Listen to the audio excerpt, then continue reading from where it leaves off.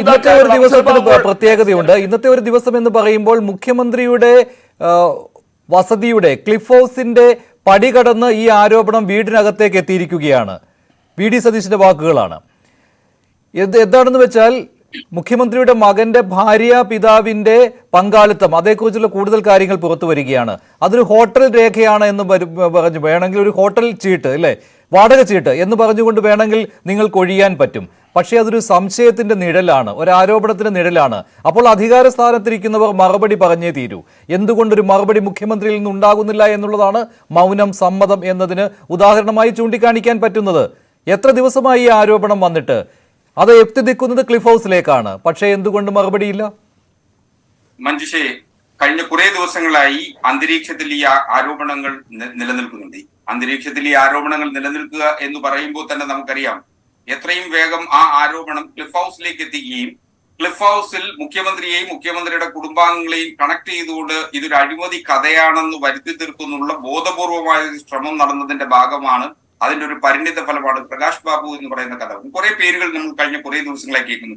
ജിതേഷ് എന്നും പ്രകാശ് ബാബു എന്നും മറ്റുമൊക്കെ പേരുകൾ ഇങ്ങനെ കേട്ടുകൊണ്ടേയിരുന്നു. പ്രകാശ് ബാബു പ്രിസാഡിയവുമായിട്ടുള്ള ബന്ധം എന്താണെന്നുള്ളത് രേഖകൾ, കാര്യം നമ്മളൊരു വിവരാവകാശമുള്ള ജനതയാണ്. പബ്ലിക് ഡൊമൈനിൽ ഇല്ലാത്ത ഒരു വിവരവും നമുക്ക് അങ്ങനെ സമർത്ഥമായി ദുരുപയോഗം ചെയ്യാനല്ല. പബ്ലിക് ഡൊമൈനിൽ ഈ വിവരങ്ങൾ പ്രിസാഡിയോയുടെ ഡയറക്ടർ ബോർഡിലോ അല്ലെങ്കിൽ പ്രിസാഡിയോയുടെ പങ്കാളിത്തത്തിലോ ഏതെങ്കിലും കമ്പനികളുമായോ അദ്ദേഹത്തിന് ബന്ധമുണ്ട് എന്ന് നാളിതുവരെ ഒരു പബ്ലിക് ഡൊമൈനിലെ അതിൽ മറ്റൊരു അത്ഭുതം കൂടി സംഭവിച്ചിട്ടുണ്ട്. അഡ്വക്കേറ്റ് ബി എൻ ഹസ്കർ, ഇതൊന്നും നോക്കുന്നതിന് ഒരു ബുദ്ധിമുട്ടുമില്ല. അവരുടെ വെബ്സൈറ്റ് പരിശോധിച്ചാൽ മതി. പക്ഷെ വെബ്സൈറ്റിൽ ഇന്ദ്രജാലമാണ് സംഭവിക്കുന്നത്, മായാജാലമാണ് സംഭവിക്കുന്നത്.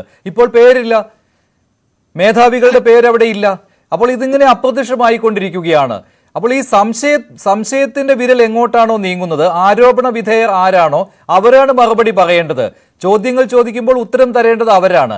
ആദ്യം രേഖകൾ തരുന്നില്ലായിരുന്നു, വിവരാവകാശ നിയമപ്രകാരം രേഖകൾ എടുത്തു. ആദ്യം ഒരു ദിവസം രേഖ പുറത്തുവിട്ടപ്പോൾ ഇതാണോ രേഖ എന്ന് ചോദിച്ചു. രേഖകൾ വന്നുകൊണ്ടേയിരുന്നു. ഒടുവിൽ വന്നത് ക്ലിഫ് ഹൗസിലേക്ക് എത്തി. അതൊരു കഥയാണെങ്കിൽ കൂടി ഇപ്പോൾ മുമ്പ് ഓർമ്മയുണ്ടല്ലോ, ഈ സ്വർണ്ണക്കടത്ത് ആരോപണം കത്തി നിന്നിരുന്ന കാലത്ത് മുഖ്യമന്ത്രി ചോദിച്ചു, കേരളത്തിന്റെ മുഖ്യമന്ത്രി എന്ന് പറയുന്ന ഒരു സ്വർണ്ണക്കടത്തുകാരനാണ് എന്ന് പറഞ്ഞാൽ ആരെങ്കിലും വിശ്വസിക്കുമോ എന്ന്. ആർജവമായ ഒരു ചോദ്യത്തിന് മുന്നിൽ ആ പല ആരോപണങ്ങൾക്കും മറുപടിയായി മാറുകയായിരുന്നു. പക്ഷെ ഇപ്പോൾ എന്തുകൊണ്ട് മൗനം? അല്ല, നിശബ്ദത ഒരു തരത്തിൽ ഒരു പ്രതിപ്രവർത്തനമായി നമുക്ക് കാണാൻ കഴിയില്ല. മുഖ്യമന്ത്രി അതിനെ സംബന്ധിച്ച് വളരെ കൃത്യമായി അഭിപ്രായങ്ങൾ അദ്ദേഹം മാധ്യമങ്ങൾക്ക് മുമ്പിൽ പൊതുജനങ്ങൾക്ക് മുമ്പിൽ പറയും എന്നുള്ളത് തന്നെയാണ് നമുക്ക് കരുതാനാവുക. അദ്ദേഹം അങ്ങനെ നിശബ്ദനായിരിക്കുന്ന വ്യക്തിയൊന്നുമല്ലോ. അത് മാധ്യമങ്ങളെ ഭയന്നോടുന്ന ആളോ മാധ്യമങ്ങളുടെ ലുല്ലവി കേട്ട് വളർന്നു വന്ന ആളോ ഒന്നുമല്ല. അപ്പൊ സ്വാഭാവികമായി മാധ്യമങ്ങളെ കണ്ട് ഇതിന്റെ സത്യാവസ്ഥ അദ്ദേഹത്തിന്റെ നിലപാട് അദ്ദേഹം അറിയിക്കും. പക്ഷെ നമുക്ക് യുക്തിബോധം എന്ന് പറയുന്നുണ്ട്. ആ യുക്തിയുടെ സാമാന്യ യുക്തിക്ക് ഉപയോഗിച്ച് പരിശോധിച്ചാൽ നിലവിൽ ഇതിലൊരു അഴിമതിയുണ്ട് എന്ന് ആരോപിക്കുമ്പോൾ സർക്കാരിന്റെ ഖജനാവിൽ നിന്ന് 1 രൂപയെങ്കിലും ചിലവാക്കണ്ടേ? ഇന്നുവരെ ഈ ആരോപണം ഉന്നയിക്കുന്ന ഒരു ഘട്ടത്തിൽ പോലും സർക്കാരിന്റെ 1 രൂപ പോലും ഇക്കാര്യത്തിൽ ഉപയോഗിച്ചിട്ടില്ല. അല്ല, അത് ആദ്യത്തെ BOT പ്രകാരമാണെങ്കിൽ ശരിയായിരുന്നു. ഇതിപ്പോൾ ആന്വിറ്റി സ്കീമിലേക്ക് മാറിയിരിക്കുകയാണ്. അങ്ങനെ വരുമ്പോൾ ഘട്ടം ഘട്ടമായി ഗഡുക്കളായി പണം നൽകേണ്ടത് ആരാണ്? സർക്കാരാണ് നൽകേണ്ടത് എന്ന് മാത്രമല്ല, സർക്കാർ എവിടെ നിന്നാണ് നൽകാൻ തീരുമാനിച്ചിരിക്കുന്നത്? പൊതുജനങ്ങൾ നൽകുന്ന ട്രാഫിക് നിയമലംഘനത്തിനുള്ള പിഴയിൽ നിന്നാണ് നൽകുന്നത്. അപ്പോൾ പൊതുജനത്തിന്റെ കീശയിൽ നിന്നെടുത്താണ് ഈ കമ്പനിക്ക്, പ്രിസാഡിയോ എന്ന കമ്പനി, ആ കമ്പനി ആകട്ടെ ഒരു പണിയും ചെയ്യാതെ 60% ലാഭവിഹിതം നേടി പോവുകയാണ് ചെയ്തത്. അങ്ങനെ ഒരു കമ്പനിക്ക് വേണ്ടി ലാഭമുണ്ടാക്കി കൊടുക്കുന്നത് എന്തിന്? അതാണ് ഈ കരാറിലെ ഏറ്റവും പ്രധാനപ്പെട്ട ചോദ്യം. അതിനാണ് മറുപടി തേടുന്നത്. ഇതിന് മറുപടി ഒരാൾ പറഞ്ഞിരുന്നു, വ്യവസായ മന്ത്രി P. രാജീവ്. പിന്നെ അദ്ദേഹത്തെ ഈ വഴിക്ക് കണ്ടിട്ടില്ല. അങ്ങനല്ല ഇതിനെ കാണേണ്ടത്.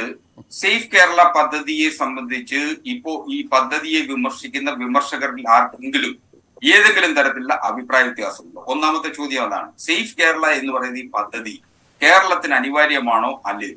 നമ്മൾ എപ്പോഴും പൊതു ചർച്ചകളിലേക്ക് വരുമ്പോൾ, പൊതു ഇടങ്ങളിൽ ഇത്തരം വാർത്തകൾ വരുമ്പോൾ, ഇത്തരം ചർച്ചകൾ ഉയർത്തിവിടുമ്പോൾ ഉന്നയിക്കപ്പെടേണ്ട ഏറ്റവും പ്രധാനപ്പെട്ട വസ്തുത അതാണ്. സേഫ് കേരള എന്ന പദ്ധതി കേരളത്തിന് അനുയോജ്യമാണോ, ആവശ്യകതയുണ്ടോ, അതിന്റെ പ്രസക്തി എന്ത് എന്നുള്ളതാണ് ആദ്യം പരിശോധിക്കേണ്ടത്. ഒരാൾ പോലും വിമർശിക്കുന്ന ഒരാൾ പോലും സേഫ് കേരള എന്ന പദ്ധതി കേരളത്തിന് പൊതുനിരത്തുകളിൽ ഇത് വേണ്ട എന്നാരും പറയില്ല. ഒന്ന്.